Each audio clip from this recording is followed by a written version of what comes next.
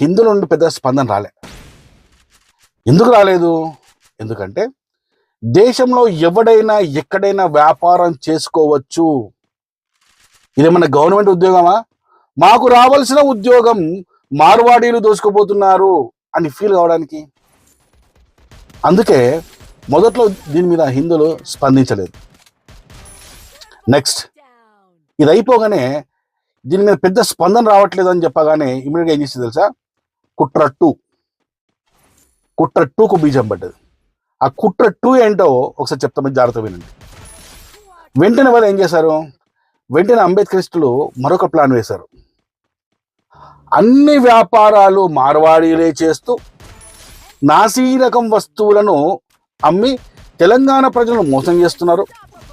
అంతేకాకుండా అవే వ్యాపారాలు చేస్తున్న హిందువులకు నష్టాలు కలిగిస్తున్నారు.